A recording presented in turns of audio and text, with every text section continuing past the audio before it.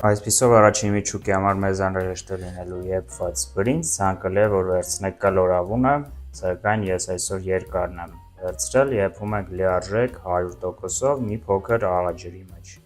Անհրաժեշտ է լինելու արդեն ջրքանված, տեսեք, միջուկը հանած լոլիկ, որը կտրատել ենք այսպես երկարավուն, եւ վարունգ, կարող եք նաեւ վարունգի միջուկը նույնպես հեռացնել ըստ ցանկության։ Ինչպես նաեւ անհրաժեշտ է լինելու ձու, 1 հատ սխտոր, փթվասեր մայոնեզ եւ այս ամենով մենք փոխարինելու ենք սերուցքային պանիրը։ Ես հիմա կներկայացնեմ մի հիանալի հետաքրքիր սոուս, ձեր ուշադրությանը, թե ինչով կարելի է փոխարինել, ինչպես ասացի, սերուցքային կամ կաթնաշոռային պանիրը ռոլերի համար։ Եվ կանաչի է մի փոքր անհրաժեշտ լինելու եւ երկրորդ միջուկի համար 1 հավի կրծքամիս, անհրաժեշտ է լինելու նույնպես մայոնեզ, նույնպես մի փոքր սխտոր, բուլղարական պղպեղ, որը կտրատել ենք երկարավուն եւ 1000-ի տերևներ, կարող եք ձևավոր վերցնել, ինչպես նաեւ սոյայի սոուս եւ նույնպես թարմ համեմ, որը ինչպես նկատում եք կտրատված է նույնպես շատ մանր։ Այսպիսով հատուկ բլենդերի համար նախատեսված ափսեի մեջ ավելացնում ենք ձուն, ինձ մոտ փոքր ձու է 6 հատ, կարող եք 3-4 հատ միջինը վերցնել, սխտորը միանգամից կարող եք կեսը վերցնել, եթե ցանկանում եք, կամ ընդհանրապես չավելացնել։ Ավելացնում ենք թթվասերը, այստեղ ինձ մոտ 2 ճաշի գթալ է եւ մոտ 1 ճաշի գթալ այսպես մայոնեզից։ Ինչ վերաբերում է լոլիկի միջուկներին, կարող եք, որպեսզի չթափեք, օգտագործել այստեղ, կարող եք չօգտագործել։ Ես այսօր չեմ օգտագործելու, պարզապես հենց այսպես հիմա կխփենք այս ամենը եւ կավելացնենք իհարկե համեմունքները։ Այսպիսի անչափ համեղ միջուկ ենք ստանում, սոուս ենք ստանում, որը ես հիմա կլցնեմ ափսեի մեջ եւ կշարունակենք։ Այժմ այս ամենի վրա լցնում ենք սոյայի սոուս, տեսեք, այստեղ գրված է լյոխկի ռուսերեն լեզվով, սա կիրառվում է հենց աղցանների եւ նմանատիպ սոուսների համար, իսկ այս տեսակը հետագայում իմանալու համար կիրառվում է հիմնականում տապակելու, մսեղենի եւ այլ ավելի ծանր բաղադրատոմսերի համար։ Սա դնում ենք մի կողմի վրա եւ կթողնենք հավի համար, իսկ թեթև տեսակի սոյայի սոուսից կավելացնենք մի փոքր։ Շատ քիչ սև պղպեղ եւ պարտադիր խմելի սունելի։ Ավելացնում ենք համեմից, լավ խառնում ենք այս ամենը եւ առաջին միջուկի սոուսը մեզ մոտ պատրաստ է։ Դնում ենք առայժմ մի կողմի վրա։ Այժմ մշակենք հավի կրծքամիսը, վերցնում եք առանց ոսկորի մոտ 300-400 գրամանոց կրծքամիսը, հիմա կտրատում ենք ինչպես կռայեցիք երկարավուն այսպիսի կտորների, որպեսզի հեշտ լինի լավաշի մեջ փաթաթել։ Լավաշի մասին խոսեմ մի փոքր ավելի ուշ։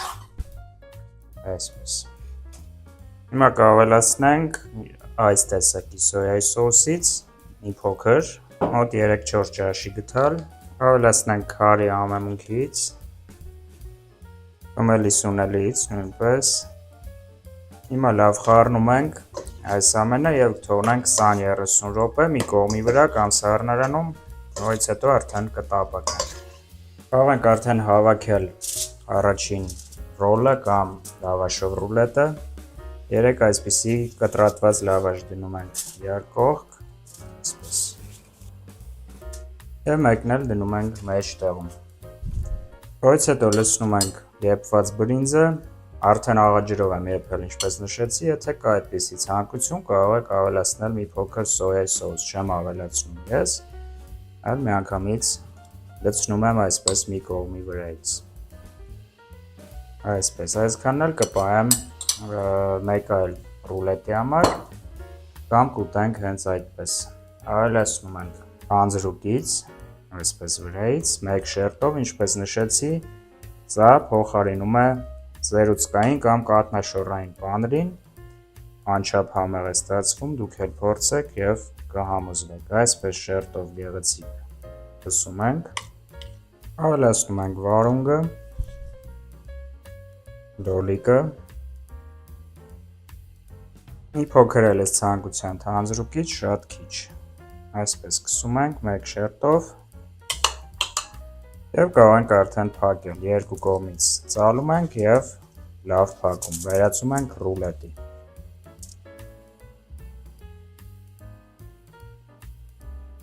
Վերջ, առաջին ռուլետը մեզ մոտ պատրաստ է, կկտրատենք մի փոքր ավելի ուշ, հիմա հասնենք երկրորդ ռուլետի պատրաստմանը։ Հիմա բուսեղ ենք ավելացնում թավայի մեջ եւ տապակում ենք հավի կտորները, այնպես որ շատ չոր չստացվեն, բայց լինեն լիարժեք եփված։ Եվ այս հյութը նույնպես կարող ենք չավելացնել, կարող ենք ավելացնել։ Ես ավելացնում։ Կրակը մեզ մոտ բարձր է, արագ-արագ տապակում ենք եւ հեռացնում։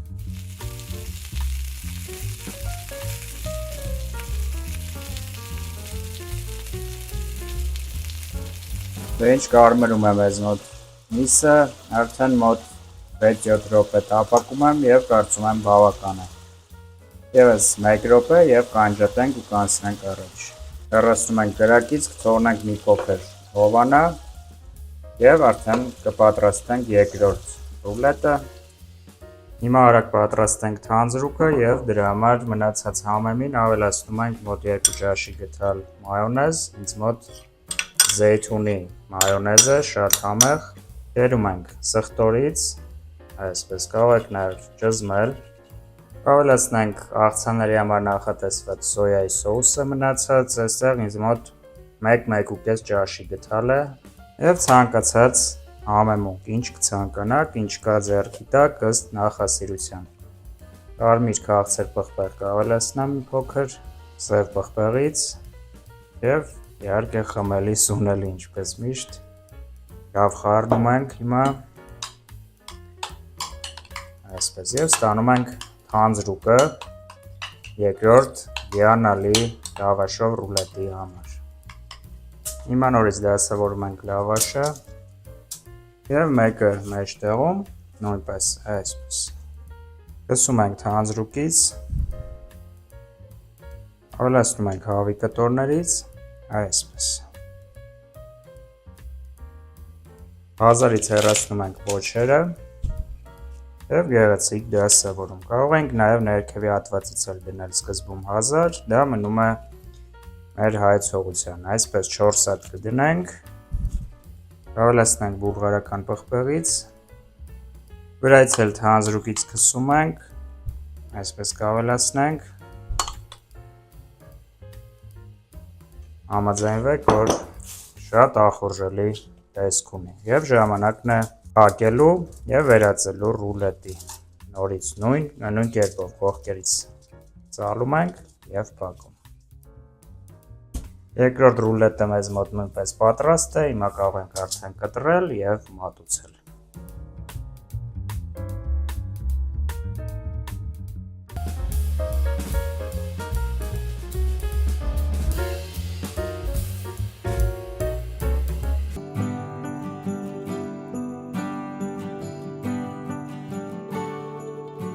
Ողջույն հարգելի հետևորդներ, ձեզ հետ Խաչիկն է եւ այսօր Զատկի ուտեստների շրջանակում պատրաստելու ենք շատ համեղ լավաշով եւ սիբեխով ռուլետ, ինչպես նաեւ ցուցադրելու եմ, թե ինչպես է պետք ճիշտ ձևով տապակել սիբեխը։ Արագ անցնենք գործի։ Այսպես ռուլետի համար մեզ անհրաժեշտ է լինելու արդեն լվացված, շատ լավ լվացված, մաքրված, մոտ կես կիլոգրամ սիբեխ, 1 միջին գլուխ սոխ, սխտոր 1 ատամիկ թթվասեր, ձու 1 հատ, ինչպես նաև վրայից քսելու համար,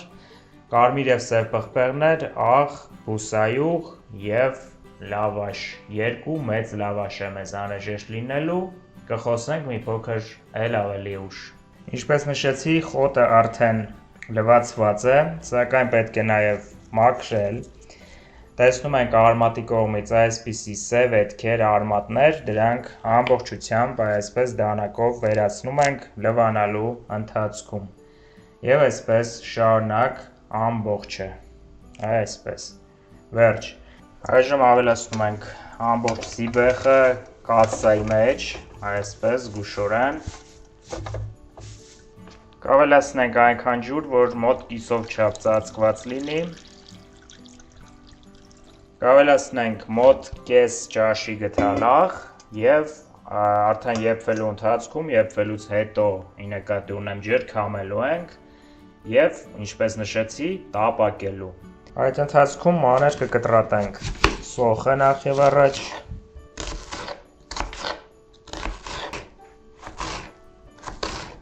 և սխտորը։ Հարգելի ընկերներ, տեսեք թե ոնց կանաչեց, խնդրում եմ հատուկ նկատել, ոնց փոխեց երանգը, լրիվ կանաչել է խոտը, շարունակում ենք եփելը։ Անցել է մոտ 15 րոպե, նույնիսկ մի փոքր ավել, փափկել է խոտը ամբողջությամբ, բավական է։ Անջատում ենք, ջրքամում ենք և անցնում ենք խոտը տապակելուն։ Այժմ 4 հավայի մեջ ավելացնում ենք բուսայուղը և տապակում ենք սոխը։ Թեթևակի կտապակենք, եփվածից մի փոքր ավել, ոսկեգույն, այսպես կոչված։ Եվ թեթևակի փափկել է սոխը, կավելացնենք սև և կարմիր պղպեղները, միանգամից շարունակում ենք տապակելը ևս 1-2 րոպե, խառնելով, այսպես։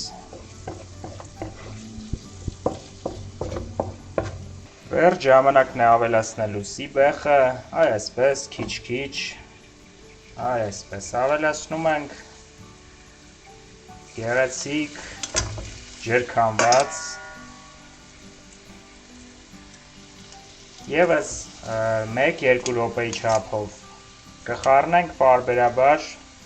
այստեղ իհարկե մենք պետք է ավելացնենք մի փոքր շատ քիչ աղ, աննշան, 1-2 պտղունց, ոչ ավել, այսպես, որպեսզի խոտը և սոխը լավ խառնվեն, խառնում ենք հենց այս ձևով։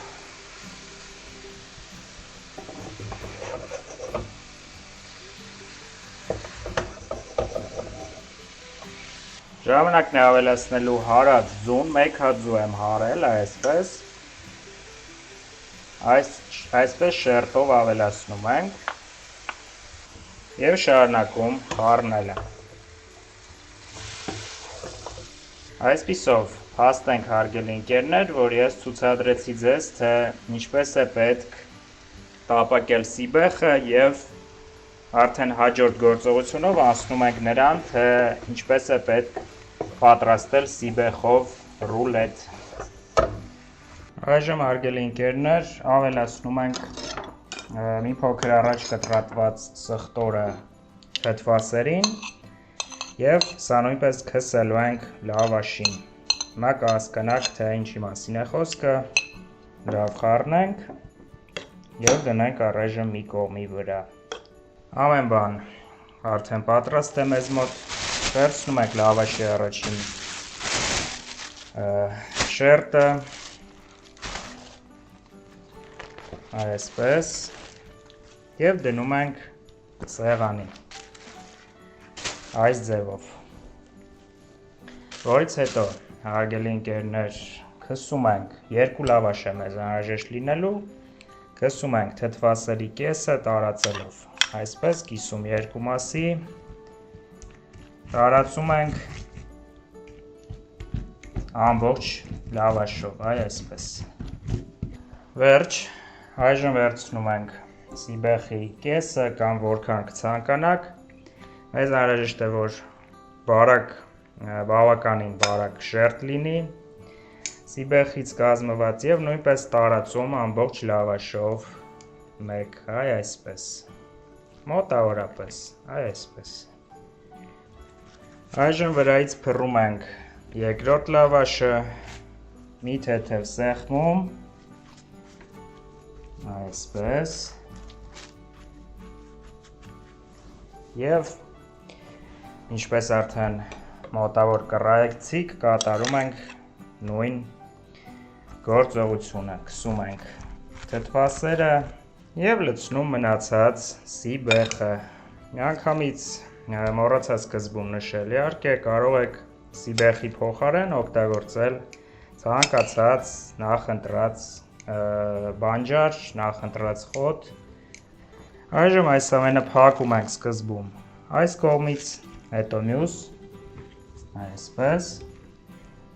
և ծալում ենք երկարությամբ,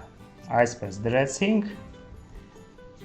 և ձիգ ծալում ենք արդեն, սկսած հաջորդ պտույտից, այսպես զգուշորեն և ձիգ։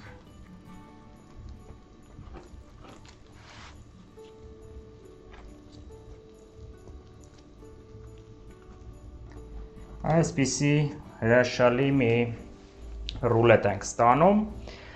սա դեռ ամենը չէ, քանի որ ես պատրաստվում եմ այս ռուլետը դնել ոչ թե հենց այսպես, այլ բաժանել կտորների, սուր դանակ ենք վերցնում և արագ բաժանելով կտորների, շատ զգուշ կերպով չափսը որոշեք։ Ինքներդ ես այսպիսի կտորներ կընտրեմ կամ մի փոքր ավելի փոքր և դնում ենք նախորոք բուսայուղով պատված ջեռոցի ափսեի մեջ։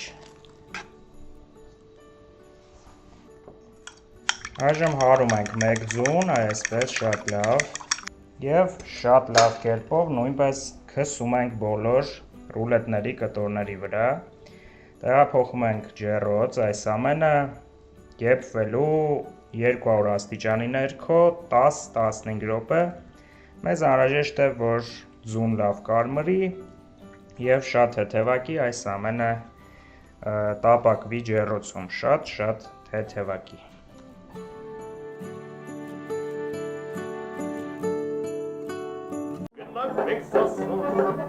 Մեր հայրն է ձեզ սպասում, անտանիքը կաչ, յուր ընկերներով, կուսեմ պատերանս, կսպասը գարնալ։ Այսպես մեզ անհրաժեշտ է լինելու ընդամենը մի քանի բաղադրիչ, կատնաշոր, թթվասեր, թարմ համը, սամիտ, 2 հատ մեծ գազար, կես հատ ամիք սխտոր կամ մի փոքր ավել կամ պակաս, կորեական գազարի համար նախատեսված համեմունք և ընտիր կարմիր պապրիկա, քաղցր աղացած բուլղարական պղպեղ և իհարկե բուսայուղ։ Առաջնահերթ գազարը կանցկացնենք քերիչով, իսկ կանաչեղենը կտրատում ենք շատ մանր, հեռացնում ենք ինչպես միշտ պոչերը, այսպես, և կտրատում ենք, կրկնում եմ, բավականին մանր։ Եկեք կանաչին միանգամից ավելացնենք թթվասերի և կաթնաշորի զանգվածին, քանի որ այդպես է նախատեսված բաղադրատոմսով, այսպես, իսկ գազարը հիմա տապակելու ենք մինչև թեթևակի փափ կելը։ Սակայն մինչ այդ մանր կկտրատենք սխտորը և նույնպես կավելացնենք միանգամից թթվասերի և կաթնաշորի զանգվածին, լավ մարացնում ենք։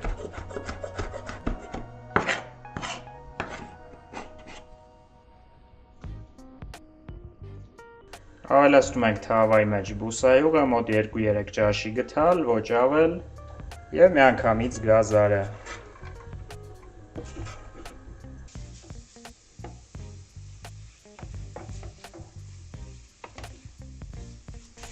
2-3 րոպե անց ավելացնում ենք կորեական գազարի համար նախատեսված համեմունքը և շարունակում տապակելը։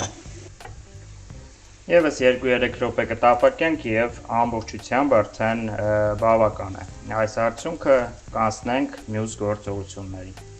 Դե ինչ, ավարտին հասցնենք առաջին միջուկի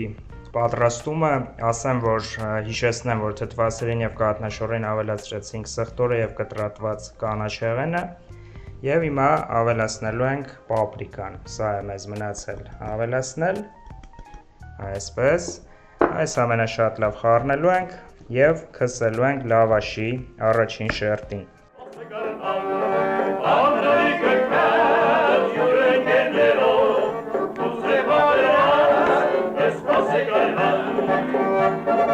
Նաև կավելացնենք մի փոքր աղ այստեղ, ինչպես նաև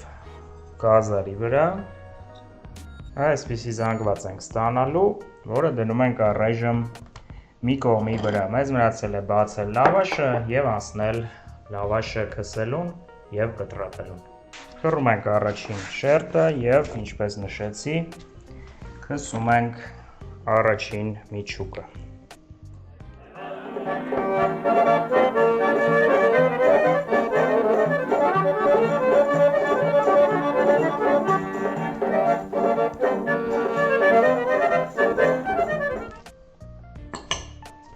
Այսպես, հիմա երկրորդ շերտն ենք դնում վրայից, այսպես, գեղեցիկ և ավելացնում գազարը։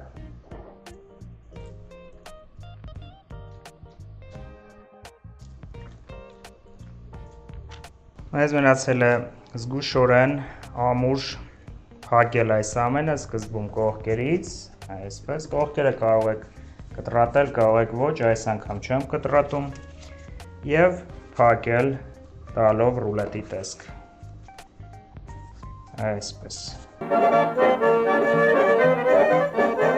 Իսկ այսօր համեղագույն լավաշով ռուլետ ենք պատրաստելու, որի միջուկը լինելու է կարմիր լոբին և մի շարք այլ բաղադրիչներ։ Արագ ներկայացնեմ ինչ է անհրաժեշտ։ Վերցրել եմ արդեն եփված կարմիր լոբին մոտ 1 բաժակի չափով։ Մեզ անհրաժեշտ է լինելու 1 ձու վերջում վրայից քսելու համար, 1 գազար, կարծում եմ 1-ը բավական է, ցանկացած տիպի հալվող պանիր, մոտավորապես 100-120 գրամ, և մի շարք համեմունքներ արագ ներկայացնեմ սև կարմիր պղպեղ, խմելի սունելի գազարի համեմունք և աղ, և իհարկե 2 միջին չափսի լավաշ, կխոսենք մի փոքր ավելի ուշ։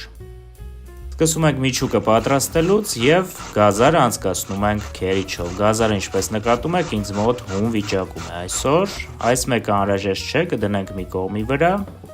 և հիմա հյուսի համար նախատեսված սարքով կտրորենք արդեն եփված, ջրքանված լոբին, լոբին ինձ մոտ սառել է, սառը վիճակում է, ոչ մի աղ, ոչինչ չեմ ավելացրել, վերածում ենք լոբին լիարժեք հյուսի, որը հանգիստ կքսվի լավաշի վրա։ Մոտավորապես այսպիսի տեսք պետք է ստանա լոբին, տեսեք, մեկ անգամ գթալով կխառնեմ, տեսեք այսպես։ Որից հետո լոբուն ավելացնում ենք քերած գազարը, ավելացնում ենք աղը ճաշակի, եթե անհրաժեշտ լինի, իհարկե կավելացնենք էլի հետագայում և անցնում ենք համեմունքները ավելացնելուն, իհարկե խմելի սունելի, մի փոքր սև պղպեղ, կարմիր պղպեղ, պապրիկա, այսինքն գազարի համեմունքն էլ կավելացնենք և այս ամենը լավ կխառնենք։ Կրկնում եմ, որ ես հիմա կփորձեմ և եթե լինի անհրաժեշտություն կավելացնենք էլի աղ։ Մնացած համեմունքները ավելացնելու կարիք չկա, քանի որ բավական է։ Ես փորձեցի և մի փոքր աղի կարիք կա ևս, ավելացնում ենք, խառնում ենք, եթե պանիրը մեզ մոտ առանց աղի է, համարձակորեն աղ ենք ավելացնում, եթե պանիրը աղի է լինում ենք շատ ուշադիր և անցնում ենք առաջ 2 լավաշ է ինձ մոտ ինչպես նկատում եք, որի կողքի հատվածները ես կտրատել եմ և վերածել եմ 2 ուղղանկյան լավաշները։ Դնում ենք հիմա սեղանի վրա, որի վրա ես յուղաթուղթ եմ դրել հարմարության համար, հենց այսպես 2 լավաշն էլ դնում ենք միմյանց վրա։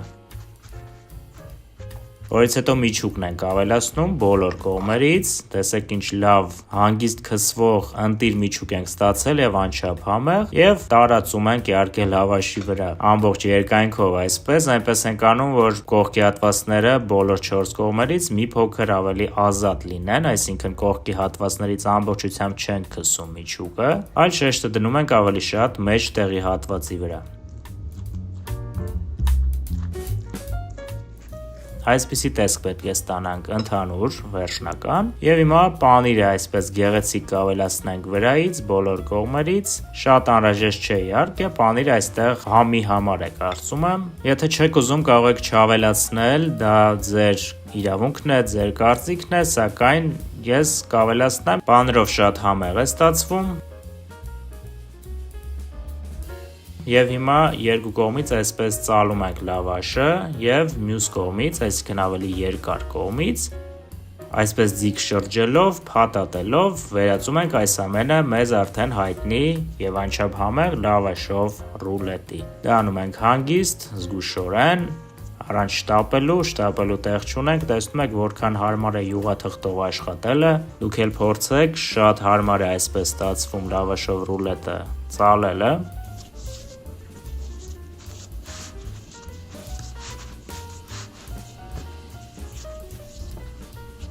Հիմա դնում ենք ջեռոցի համար նախատեսված թավայի վրա, ևս յուղաթղթի վրա ինչպես նկատում եք և 1 ձուն ամբողջությամբ այսպես լավ հարում ենք և ամբողջությամբ 1 ձուն մինչև ավարտվել է նկատի ունեմ ձվի, քսում ենք այսպես լավաշի վրա։ Ջեռոցը մեզ մոտ արդեն նախորոք տաքացված է 150-160 աստիճանի Լավաշը կթխենք մինչև գեղեցիկ ոսկեգույն երանգ ստանալը։ Տեսեք, որքան գեղեցիկ է լավաշը, տեսեք այս ձայնը, հիանալի է ամեն բան, տեսեք, ախորժելի, գեղեցիկ, անչափ համեղ, նորից եմ կրկնում, մեզ մնացել է թողնել 1 րոպեի չափով, որ այս ամենը հովանա եւ հենց այսպես տաք վիճակում բաժանել այսպիսի գեղեցիկ կամ որևէ այլ ցանկացած կտորի։ Ես այսօր այսպիսի շեղանկյուն կտորների եմ բաժանելու, տեսեք որքան գեղեցիկ է ներսից լավաշով ռուլետը եւ փորձեք ինքներդ ու համոզվեք, որ ստացվում է անչափ համեղ